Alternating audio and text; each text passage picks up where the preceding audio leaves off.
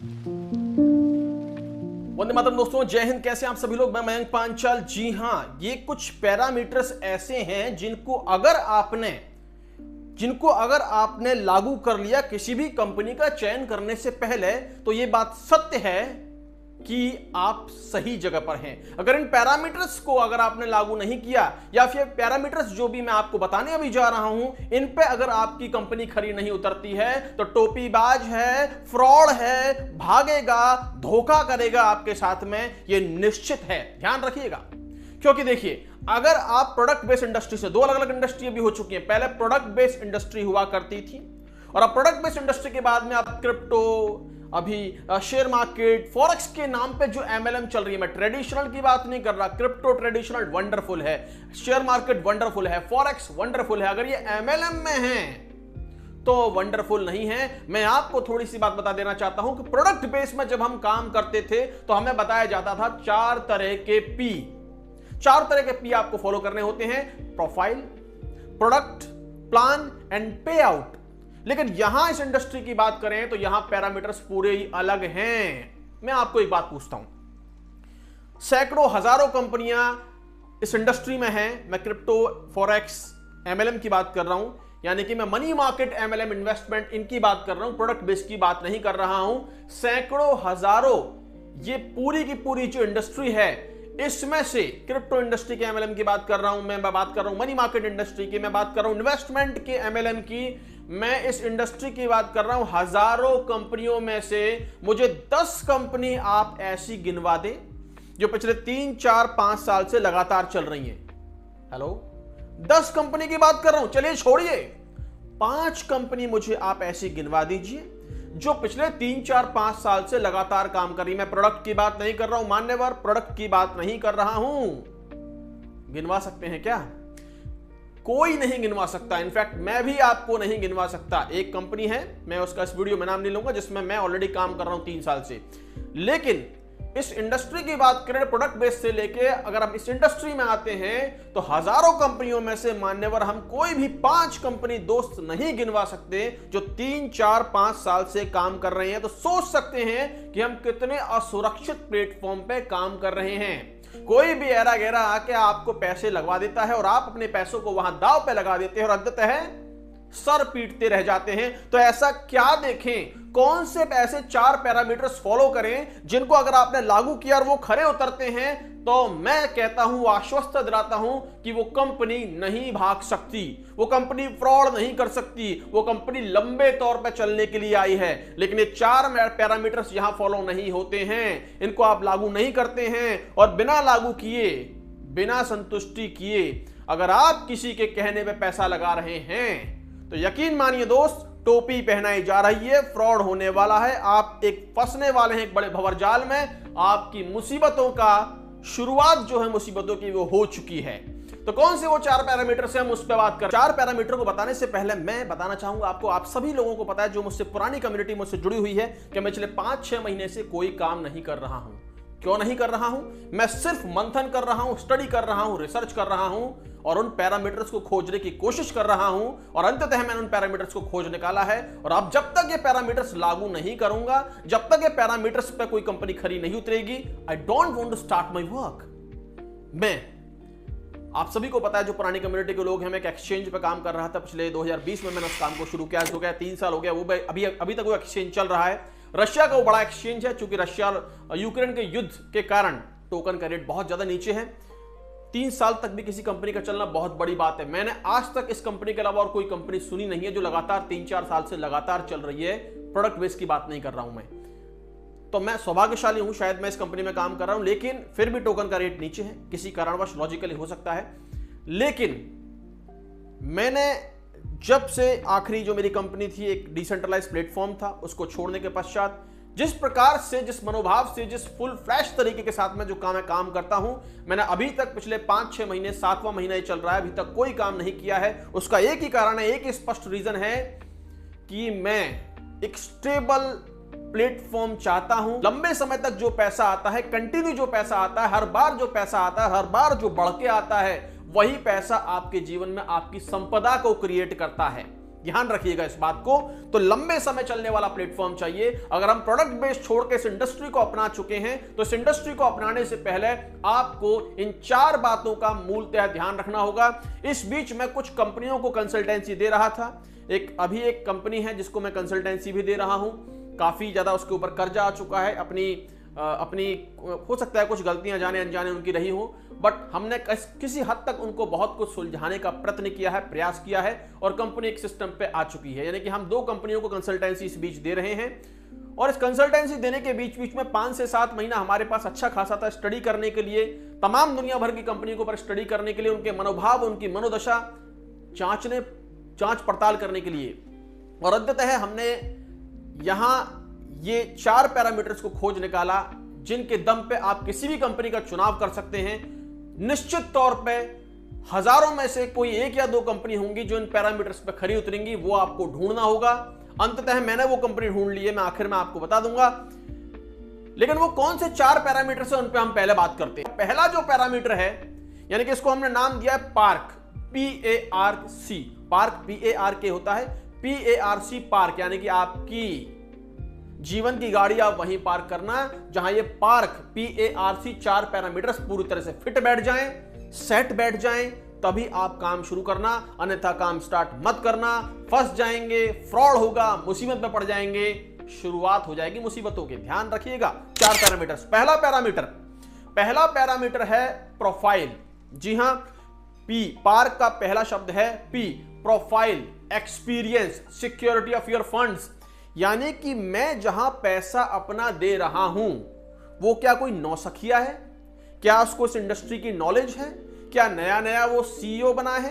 क्या नया नया वो MD बना है? इससे पहले वो क्या करता था? इसको इस इंडस्ट्री का तकनीकी रूप से जो सक्षम इंडस्ट्री है इसका अनुभव है कि नहीं है? क्या हम अपना पैसा किसी नए व्यक्ति को तो हाथ में नहीं दे रहे हैं? सबसे पहले आपको जांच पड़ताल करनी है प्रोफाइल की। प्रोफाइल अगर आपने जांच पड़ताल की कि जो हम पैसा दे रहे हैं जिस कंपनी में, वो कब रजिस्टर्ड हुई, एस्टेब्लिशमेंट उसका कितने साल पहले हुआ, 2 महीने 4 महीने पहले हुआ, छोड़ देना। अरे कम से कम 1 साल, 1.5 साल, 2 साल। और मैं तो कह रहा हूं कई सिस्टम ऐसे हैं जो फॉरेक्स मार्केट में, कई सिस्टम ऐसे हैं जो 20-20, 25-25, 30-30 साल पुरानी कंपनियां हैं, वहां पैसा देने का फायदा है। बताऊंगा मैं आपको उसके बारे में भी। लेकिन उससे पहले पहली चीज है प्रोफाइल। जहां आप पैसा दे रहे हैं वो उस इंडस्ट्री का ज्ञाता है नहीं है, उसको उस इंडस्ट्री की नॉलेज है कि नहीं है, कोई नौसखिया तो नहीं है, अभी तो इसने रजिस्ट्रेशन नहीं कराया, कंपनी की शुरुआत अभी तो नहीं की है, इससे पहले वो क्या करते थे, क्या उनका एग्जिस्टिंग प्रोफाइल था, ये सब जानना आपके लिए बहुत ही आवश्यक है। तो पहला P आप क्लियर कर लीजिएगा, उसके बाद ही आपको आगे बढ़ना है। जब निश्चिंत हो जाए कि हाँ ये इस इंडस्ट्री का मास्टर है, ये इस इंडस्ट्री में पिछले कई सालों में 10 साल, 12 साल, 5 साल में काम कर चुका है, अपनी दक्षता का अनुभव करा चुका है, अपनी दक्षता का दम भरवा चुका है, तब जाके आपको ये काम शुरू करना है। तो पहला P आपको क्लियर करना है। पार्क में दूसरा जो शब्द है वो है A का मतलब है, देखिए ये जो दूसरा शब्द है ना वो शायद बहुत कम कंपनियों में आपको मिले, लेकिन अगर आपको मिल जाता है ना तो समझना एक सोने में सुहागा हो गया। यानी कि A मतलब एनी टाइम विड्रॉ। हम प्रोडक्ट बेस की बात भी कर लेना तो वहां एक बार आपने आईडी लगा दी तो आपकी चाहे आईडी 1000 की हो चाहे 1 लाख की, एक बार आईडी लगने के बाद में वो पैसा आप मांग सकते हैं क्या वापस? आज आपने आईडी लगाई 20,000 रुपए की, कल आप मांग लो कि साहब वो मेरा 20,000 वापस देना आईडी का। नहीं साहब, वो तो लग गया, वो जा चुका है। और प्रोडक्ट बेस के अलावा दूसरी ये जो इंडस्ट्री है, इस इंडस्ट्री में भी अगर आप 1 लाख की आईडी लगाएं चाहे 10 लाख की, अगर आपने 1 हफ्ते बाद अपनी मूल रकम निकालना चाहो तो निकलती है क्या? नहीं निकलती है। लेकिन कई प्लेटफॉर्म्स ऐसे हैं, मैंने कहा कि ये पैरामीटर्स अगर वहां मिल जाते हैं, सोने में सुहागा है। एनी टाइम विड्रॉ, मैंने आज जो आईडी का पैसा आपको दिया, मैंने जो आज अपना फंड आपके पास लगाया, उस फंड की आपके पास कोई सुरक्षा नहीं है, मुझे पता है, तो ये फंड मैं कभी भी निकाल सकता हूं। मुझे संदेह हुआ, भ्रम हुआ, शंका हुआ, आपके पास सुरक्षा नहीं है, मुझे ऐसा महसूस हुआ, तो मैं अपना फंड कभी भी निकाल सकता हूं। ये मेरे पास अगर पहले सेकंड से आजादी है किसी कंपनी में, तो इससे बढ़िया सोने में सुहागा कुछ नहीं हो सकता। एनी टाइम विड्रॉ, मैं अपने प्रिंसिपल अमाउंट का जो मैंने दिया है आईडी लगाने के नाम पे, 1 लाख चाहे 10 लाख चाहे 10,000, मैं अपना पैसा कभी भी निकाल सकता हूं एक क्लिक पे। Any time withdraw. अगर ये कंपनी कोई भी ऐसी है जो इस पैरामीटर पे खरी उतरती है तो जाहिर सी बात है कि वो आपके फंड को कभी भी देने में तत्पर है। कभी भी एक क्लिक पे आप अपना फंड निकाल सकते हैं, तो उसके मनोभाव और मनोदशा को आप जान सकते हैं। तो दूसरा है एनी टाइम विड्रॉ, ये भी आपको चेक करना है। तीसरा और सबसे महत्वपूर्ण जो है आर का मतलब है revenue generation of any company. अब ज्यादातर कंपनी जो होती हैं क्रिप्टो में, चाहे फॉरेक्स में, चाहे इन्वेस्टमेंट कंपनी, बोलती क्या है? 1 का 3, 1 का 4, 1 का 2, 1 का फलाना ढीमका। कहां से दोगे ये जाना कभी आपने? वो कैसे आपको देगी ये जाना कभी आपने? उनका रेवेन्यू जनरेशन मॉडल क्या है जाना आपने? मेरे 1 लाख रुपए को लेके मुझे हर महीने वो 5,000 रुपए कैसे देगी? क्या फॉर्मूला है उनके पास? जाना कभी आपने? ये जानने का हक है आपका, और उसको बताने का हक है उस कंपनी का कि उसका रेवेन्यू जनरेशन मॉडल क्या है। किसी भी कंपनी का रियल रेवेन्यू जनरेशन मॉडल है या नहीं है, यह जानना आपके लिए बहुत जरूरी है, और यह बताना उस कंपनी को बहुत जरूरी है। क्योंकि अगर आप ये जान पाएंगे और अगर वो बता पाएगा तो इसका मतलब पारदर्शिता है कंपनी का। अगर सच में रियल जनरेशन मॉडल है तो कंपनी लंबे समय तक चलेगी, और कंपनी सिर्फ यही कह रही है आप तो दे दो, हम आपको दे देंगे 2 गुना, हम आपको दे देंगे महीने का 5,000 6,000, हमारी व्यवस्थाएं हैं, हमारा फलाना है, हमारा ढीमका है। भैया कुछ नहीं है, टोपी है, फ्रॉड है, मुसीबतें हैं, कुछ नहीं है इसके अलावा। ध्यान रखिएगा। तीसरा जो है revenue generation, real revenue generation model of any company, वो आपको चेक करना है कि वो फॉरेक्स मार्केट में ट्रेडिंग करती है, कि वो शेयर मार्केट में ट्रेडिंग करती है तो कैसे करती है, हमें लाइव हमें देखना है। वो अगर रेवेन्यू जनरेशन किसी प्रोडक्ट से करती है, किसी और सिस्टम से करती है, तो वो you have to watch each and everything. आपको सब कुछ देखना पड़ेगा, जानने का हक है आपका, और उसको बताने का उसकी रेस्पॉन्सिबिलिटी है।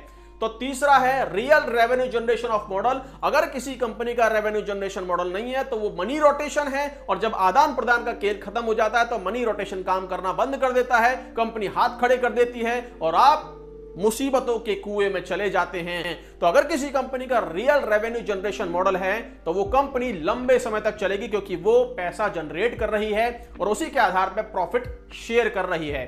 तो आपको जानने का हक है real revenue generation of that company, उसी के संग जुड़ना। और ज्यादातर 99% में कंपनी कहता हूं मनी रोटेशन के आधार पर चल रही है। 1% कंपनी जो रियल रेवेन्यू जनरेशन करती हैं वही लंबे समय तक चल सकती हैं। तो PAR तीसरा मैंने आपको बताया रियल रेवेन्यू जनरेशन मॉडल। अब हम बात करते हैं चौथा क्या है? चौथा है PARC, पार्क सी, यानी कि कैलकुलेटिव रिस्क। देखो इस इंडस्ट्री में अगर प्रोडक्ट बेस से निकल के अगर आप इस इंडस्ट्री में आओगे तो रिस्क तो होगी। कोई आपसे अगर ये कहता है कि आ जाओ साहब मैं बैठा हूं, गारंटी है मेरी, मैं फलाना, मैं ढीमका, सब भाग जाएंगे, फोन भी नहीं उठाएगा कोई आपका। रिस्क होती है दिमाग में डाल लेना, ये बुद्धि में आपके डाल लेना, विवेक में अपने बैठा लेना। मैं वीडियो बना रहा हूं, मैं भी बोलूंगा रिस्क है। प्रोडक्ट बेस से इस इंडस्ट्री में आओगे तो रिस्क है, क्योंकि प्रोडक्ट बेस में तो प्रोडक्ट मिल जाता है, आप खुश होते हैं। यहां मिलता क्या है आपको? शुरुआत में कुछ नहीं मिलता है, तो रिस्क है। लेकिन रिस्क और कैलकुलेटिव रिस्क में अंतर है, ध्यान रखिएगा। मैं अगर हवाई जहाज से जा रहा हूं और मैं ऊपर से नीचे कूद गया, हेलीकॉप्टर से जा रहा हूं या फिर मैं ऊपर से नीचे कूद गया बिना पैराशूट के, तो मैं मरूंगा, खत्म हो जाऊंगा। 100% रिस्क। अगर मैं हेलीकॉप्टर से पैराशूट लेके कूदा तो यह भी रिस्क है, परंतु कैलकुलेटिव रिस्क है। अब आप बोलेंगे इसमें तो रिस्क कहां है? पैराशूट लेके कूदा है ना वो, हाँ वो पैराशूट लेके कूदा है, लेकिन पैराशूट खुले ना खुले ये एक प्रोबेबिलिटी बन सकती है कोई हजारों में से एक की। तो रिस्क तो थोड़ा सा दिमाग में रखना पड़ेगा, पर वो कैलकुलेटिव रिस्क है, खुलेगा ही खुलेगा, लेकिन कभी हजारों में से किसी एक का नहीं खुला तो वो रिस्क है। तो कैलकुलेटिव रिस्क, लेकिन पैराशूट लेके कूदा, तो आपको कैलकुलेटिव रिस्क पे ध्यान देना है। कैलकुलेटिव रिस्क होती है, ध्यान रखिएगा, अगर आप प्रोडक्ट बेस से मनी मार्केट इंडस्ट्री में आ रहे हैं तो आपको कैलकुलेटिव रिस्क दिमाग में सोच के चलना पड़ेगा, और वही पैसा लगाएं जो आप गंवाने की हिम्मत रखते हो, ताकत रखते हो। ऐसा नहीं है कि घर मकान सब कुछ बेच के, गहने बेच के, गिरवी रख के आपने लगा दिया, अरे भैया आप तो 4 गुना हो जाएगा, बन जाएंगे अरबपति करोड़पति। नहीं भाई, हो जाएगा। मैंने भी इस इंडस्ट्री से शुरुआत करी थी मात्र कुछ हजारों से, और मैं करोड़ तक पहुंचा।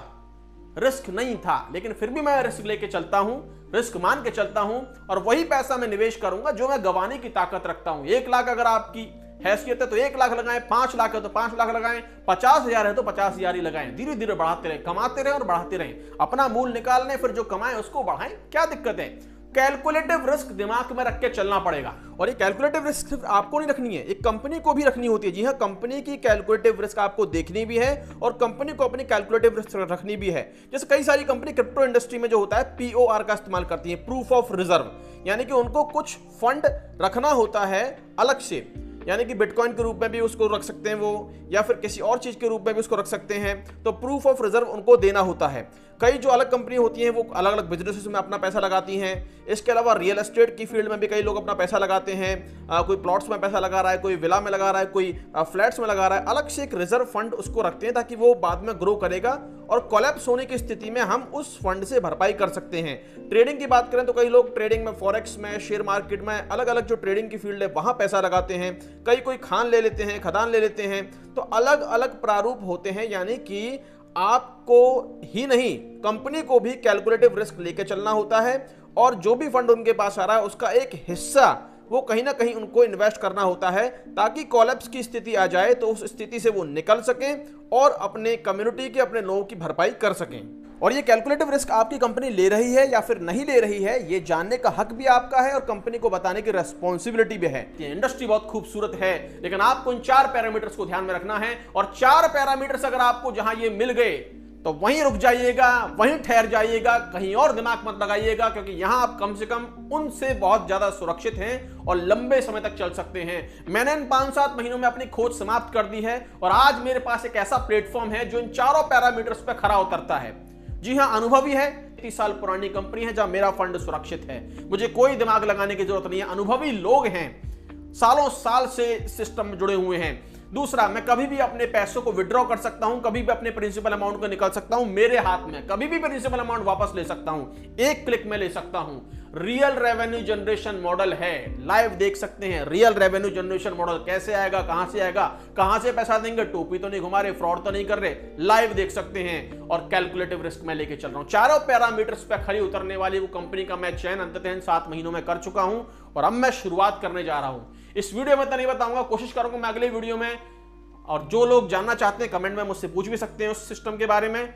मैं आश्वस्त हूं क्योंकि मेरे 4 पैरामीटर्स पे कंपनी खरी उतरी है, 4 पैरामीटर्स इसमें लागू मैं कर चुका हूं और अब मैं काम कर सकता हूं क्योंकि मैं अब लंबे समय तक चलने के लिए तैयार हूं। तो आप अगर किसी कंपनी का चयन कर रहे हैं, चाहे आप किसी भी कंपनी का चयन करें प्रोडक्ट बेस के अलावा, तो आपको इन 4 पैरामीटर्स का बहुत ख्याल रखना है। और ये 4 पैरामीटर्स जहां लागू आपने किए और वो पूरे आपके लागू हो गए तो आप उस कंपनी में काम करिए, अन्यथा किसी भी कंपनी में काम मत करिए। कितना भी कोई लोभ प्रलोभन दे रहा हो, प्रतिष्ठा बहुत जरूरी है, पैसा आ जाएगा। अगर इमेज, ब्रांड इमेज अगर आप अपनी बनाओगे तो पैसा तो अथाह पीछे आएगा। कुछ महीने, कुछ लाखों रुपए से मिलने अच्छा है कि जीवन भर लंबे समय तक लाखों रुपए मिले, वो अपनी असली संपदा है। आशा है इस वीडियो के माध्यम से आप जान पाएंगे इस इंडस्ट्री में आने से पहले किन किन बातों का ख्याल रखें और ये सभी पैरामीटर्स का ख्याल रखते हुए आप किसी भी कंपनी का चयन करेंगे।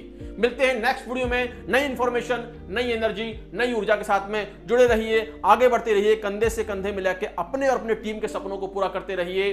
कोशिश करूंगा नेक्स्ट वीडियो में मैं बता पाऊं कि वो कौन सी कंपनी है जिसका मैंने चयन कर लिया है। अगर आप जानना चाहते हैं तो कमेंट बॉक्स में मुझसे पूछ सकते हैं और इस वीडियो को शेयर करिएगा, सब्सक्राइब करिएगा, नई नई अपडेट्स आपको मिलेंगे। शेयर इसलिए कीजिएगा कि जो भाई बंधु कहीं फंसने जा रहे हैं वीडियो को देख लेंगे तो फंसेंगे नहीं।